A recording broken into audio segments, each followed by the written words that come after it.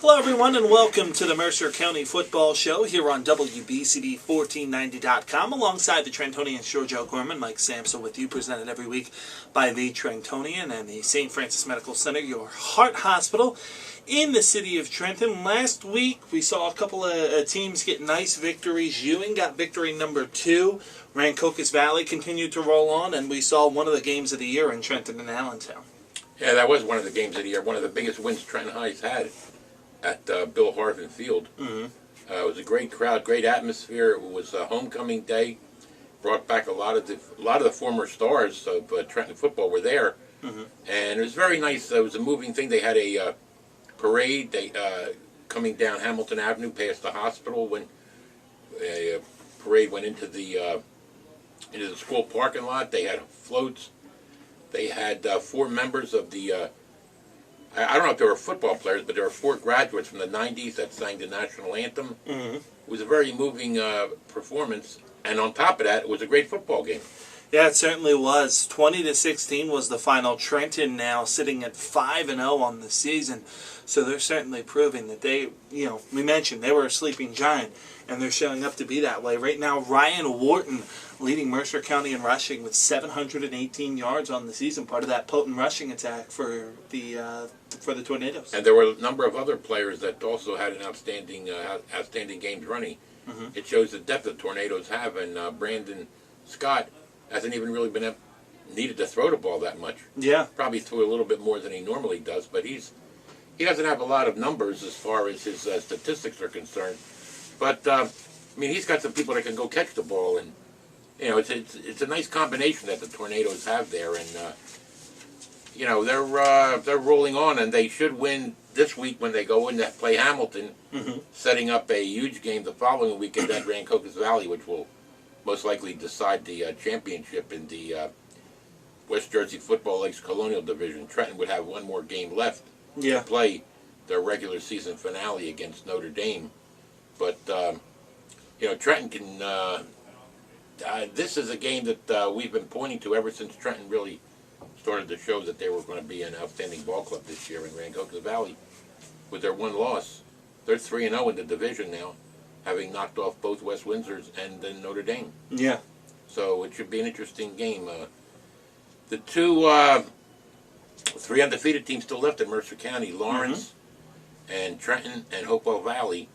And of the 3, Hopewell Valley looks to have the toughest time of all this weekend because they're hosting Notre Dame Friday night in a game that we'll have on 107.5. Yeah, 107.7 The Bronx, 107.7thebronx.com. You'll be able to check that out on the website and on the FM station as well. And the other thing that I took away from this weekend, had a chance to talk to head coach Chris Casamento at length, both before and after the game. West Windsor Plainsboro North is not your kind of typical over football team. Yeah. That's a good football team that's just really been hit by a hard schedule. Hard schedule, and it continues. They went 0-10 last year. They lost I think they're... for their last 17. The losing streak started with a home playoff game against Hamilton, a team they had beaten during the regular season.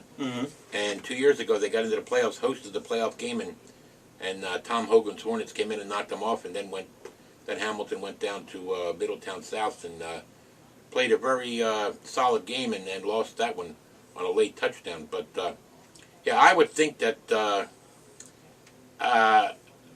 this weekend West Windsor North has an opportunity to get its first win. They play at Steinert on Saturday afternoon. That could be a interesting matchup. The Spartans hung on last week to knock off Hightstown, and now they got West Windsor North, which can definitely throw the ball. And the quarterback for West Windsor North, he can put the ball in the air and he can complete passes. Yeah, certainly can. Kevin Murphy. We'll step aside, take a quick time out here on the Mercer County Football Show, presented by the St. Francis Medical Center, your heart hospital in the city of Trenton and the Trentonian. We'll come back on the other side, go over the results from last week. Coming up. St. Francis Medical Center's new walk-in clinics are now open in Hamilton and Ewing 7 days a week.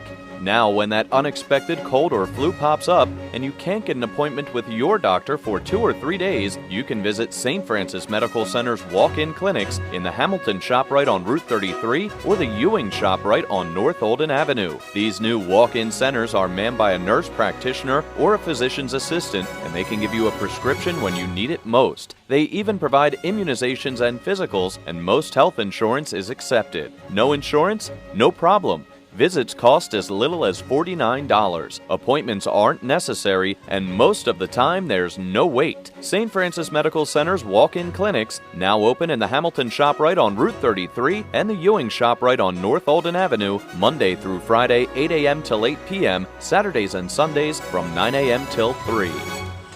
Welcome back to the Mercer County Football Show here on WBCB1490.com. Alongside the Trentonians, George O'Gorman, Mike Samso with you for another edition presented by the St. Francis Medical Center, your heart hospital in the city of Trenton, and also the Trentonian. Taking a look at the results last week, Ewing was victorious over Bordentown by a 32-19 final. And George, one of the things I found most interesting about that game was I had a chance to sit down with head coach of the Ewing Blue Devils, Drew Bessler, last week at the 12th Man Touchdown Club, and he said just something was different in that Lawrence game. He liked his team, and even though they lost 20-0, he said he felt like they were getting ready to turn a corner and be a very good football team.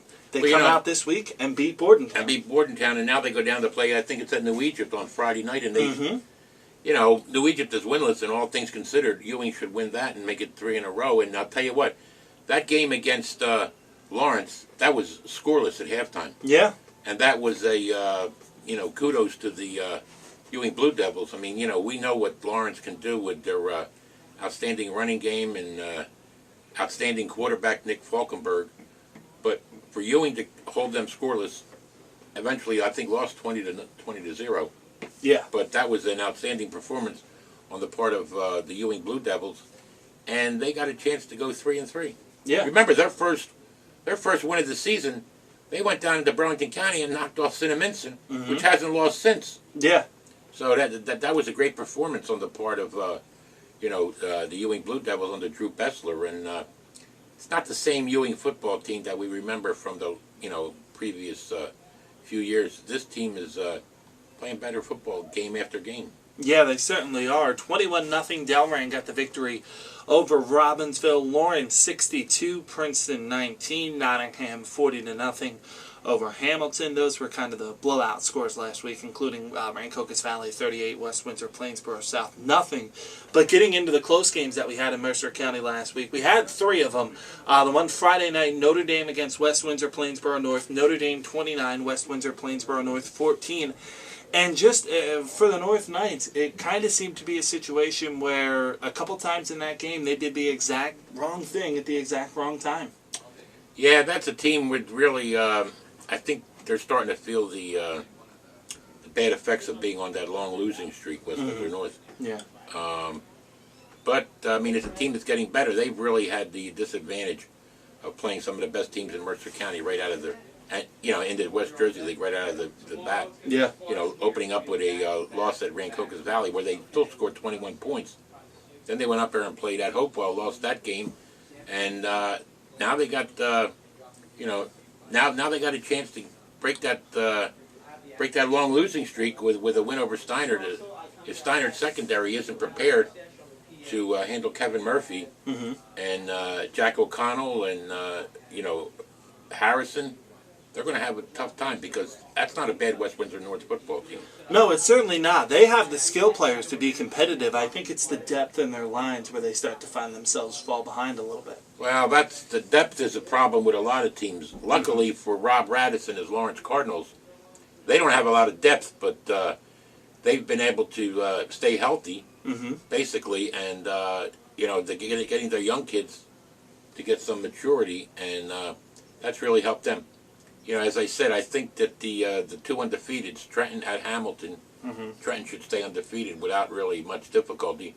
Lawrence goes to Hightstown, and although Hightstown has not been playing that bad, Pete Brescia felt that there was a bad call late in the game. Probably should have been a offensive or defensive interference call, and it would have given would have given the Rams position to possibly pull out the upset there at Steinert. But, now Hightstown's, they got Lawrence Cardinals coming in Friday night. Yeah. And I don't know how they're going to. Dustin Coleman, the quarterback, who we expect to be one of the leading passers, has really resorted to being one of the leading rushers right now. Dustin Coleman is fourth in Mercer County in rushing with 503 yards and 4 touchdowns. So he's been pretty much doing it with his excellent, he's just a solid football player. Dustin Coleman, a 3-year starter for the Rams, and also as a quarterback, he hasn't been doing very bad. He's 31 for 76, 265 yards. He's throwing 3 touchdowns, but Dustin Coleman can hurt you a couple of ways. Yeah, certainly he's a very effective quarterback over there at Hightstown. Steinert with the victory, 17-14. And hey, credit to Dan Caruso's club. Not a lot of people expected them to be 3-3 at this point in the season. They can get over 500 if they can hold off West Windsor North. And but Steinert's really still got a tough road coming up. I know they got to play Rancocas Valley yet, and at Rancocas Valley, and that's going to be a real major test.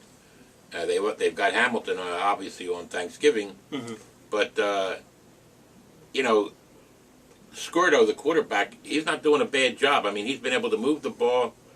Jarius Prather had a big game the other day against Hightstown. I think he had 129 yards, and Kyle Cuffman is one of the better receivers in the CBC. Kyle Cuffman, I believe, has he's moved up among the receiving leaders, and I was just looking at his numbers the other day. He's 13 receptions. He's got 98 yards total, and he scored a couple of touchdowns. So that's, he's Skirdo, the quarterback, has got some people he can throw the ball to, and with Jarius Prather, they can run the ball.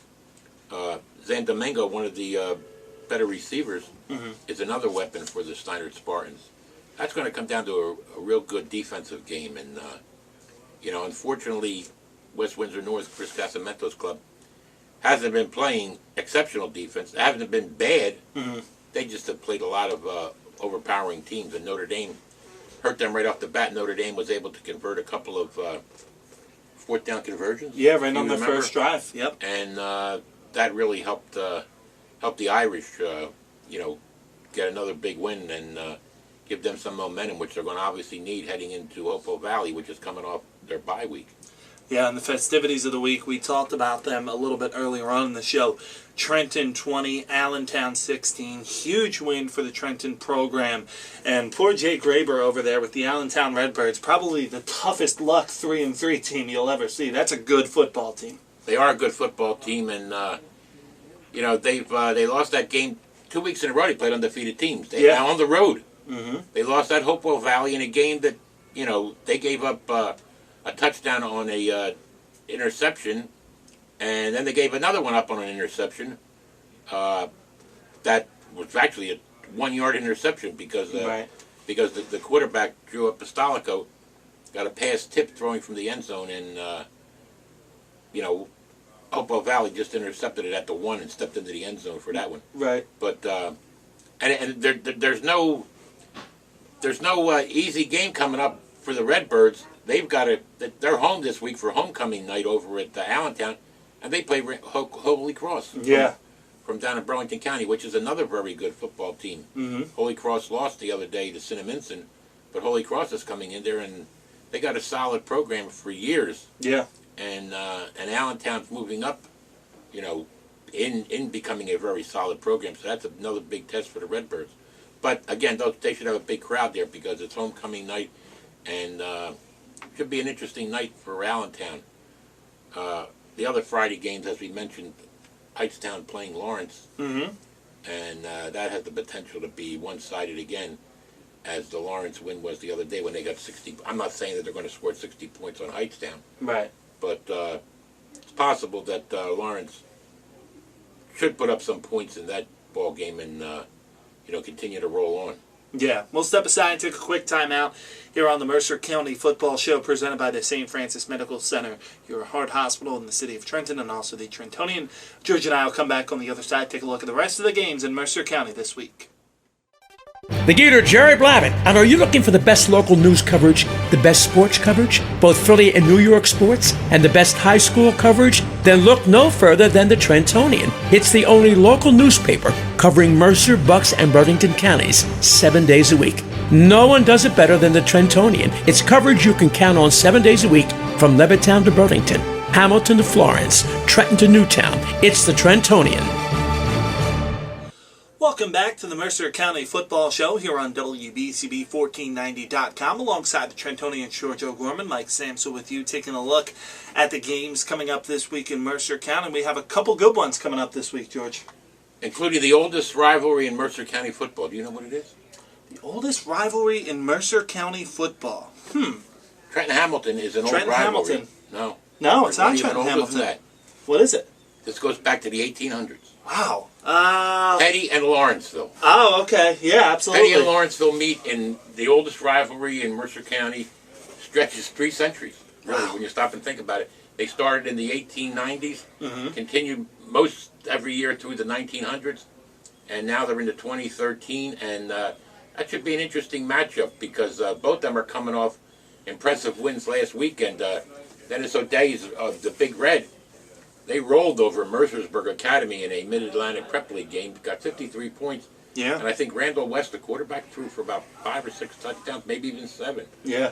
I forget the exact total. And Petty came through with a big win over at the Hill School in Pottstown. So they're meeting again, and that's always it's, like I said, it's the oldest rivalry going in Mercer County.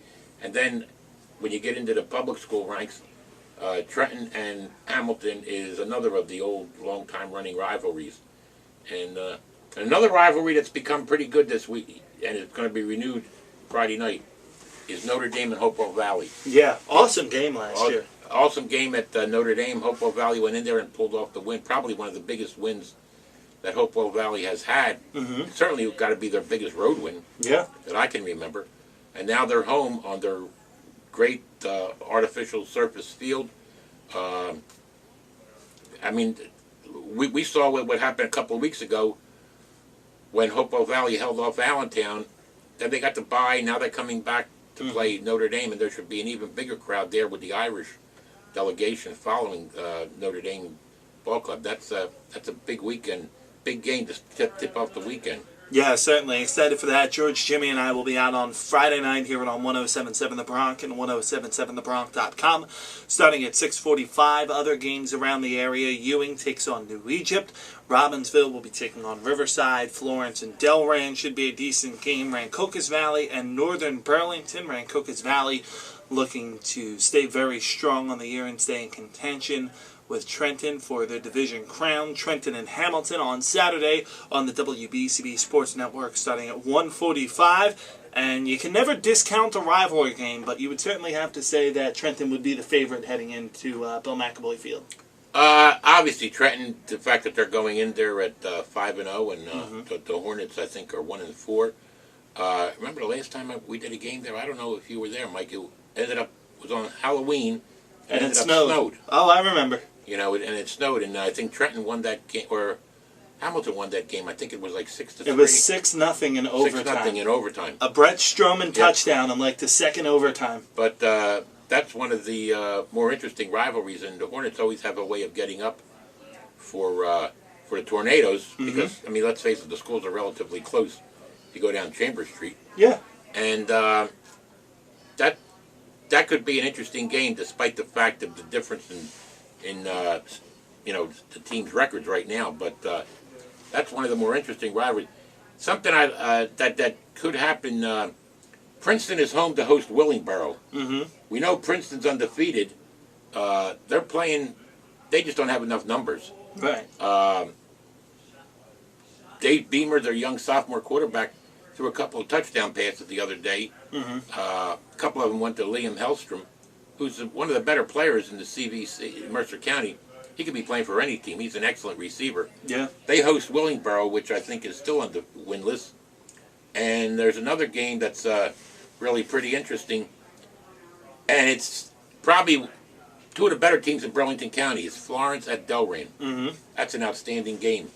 Joe Frapoli's flashes, I guess that'll be his 402nd career game. Yeah. Because he had the one last week.